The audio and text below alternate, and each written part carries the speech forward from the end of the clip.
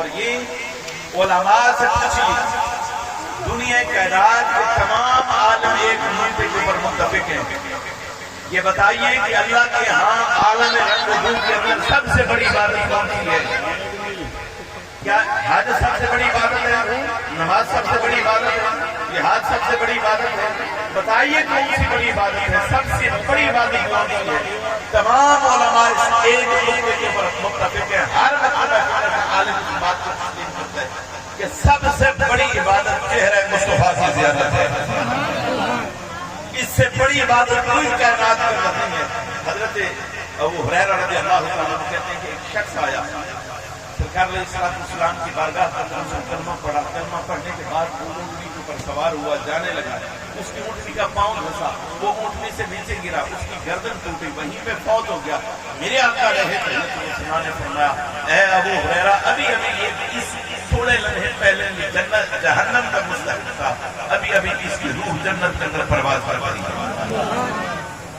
اب دنیا کے جتنے ولی مل جائیں، دنیا کے غوث مقتدر مل جائیں، دنیا کائنات کے تمام پرہیزگار اور متقی مل جائیں، نیک اور ابرار مل جائیں، یہ اس کا مقابلہ نہیں کر سکتے۔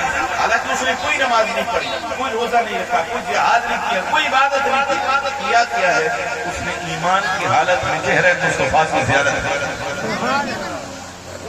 ہمیں اپنی اولاد کو میرے آقا رہے تحیت الثنا نے ارشاد فرمایا، ادبوا اولادکم علی ثلاث خصال، اپنی اولاد کو 3 اچھی عادتیں ضرور سکھانا، پڑھانا لکھانا وہ تمہاری مرضی ہے، 3 عادتیں ضرور سکھانا۔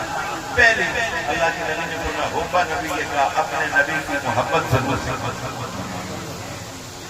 اپنی اولاد کو جب ترغیب اور ترغیب دینا، 3 اچھی عادتیں ضرور سکھانا۔ ادبوا اولادکم علی ثلاث خصال، حب نبی کا، اپنے نبی کی محبت سکھانا، وحب آل نبی کا، اپنی نبی کی آل کی محبت سکھانا، وعلی تلاوت القرآن، اور انہیں قرآن کی تلاوت سکھانا۔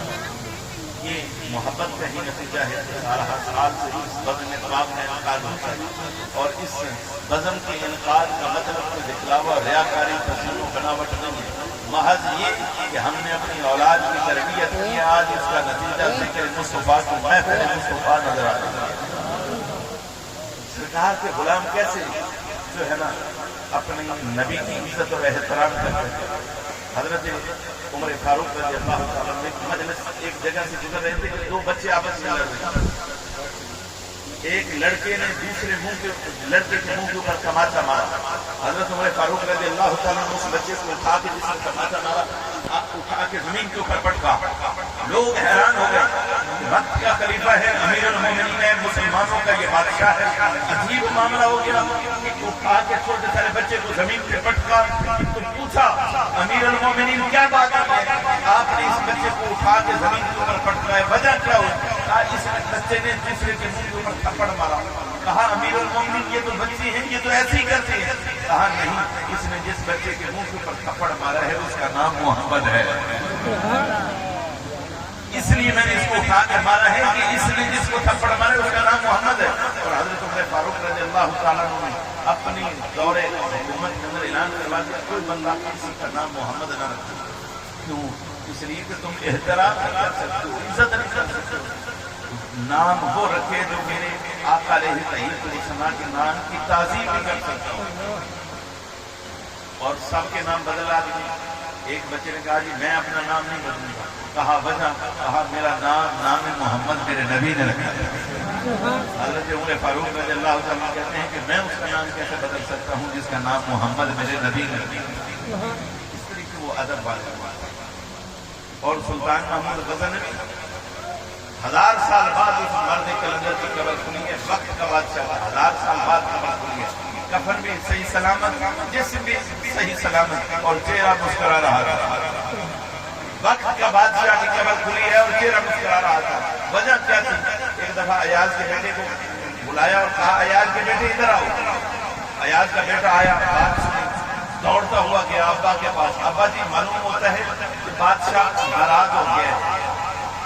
کہا بیٹا کیا ہوا؟ کہا آج تک جب بھی اس نے بلایا ہے مجھے میرا نام لے کر بلایا ہے، آج اس نے کہا ایاز کے بیٹے ادھر آؤ۔ تو ابا جی معلوم ہوتا ہے بادشاہ ناراض ہو گیا۔ ایاز دوڑے دوڑے آئے، سلطان محمود غزنوی سے پوچھا کہ حضرت یہ بتائیے میرے بیٹے سے گستاخی ہوئی ہے اس کے باپ سے کوئی گستاخی ہوئی؟ اور میں کسی سے گستاخی نہیں. کہا جی پہلے آپ روزانہ اس کا نام لے کے بلاتے ہیں, آج آپ نے کہا ایاز کے بیٹے ادھر آؤ, تو وجہ کیا تھی؟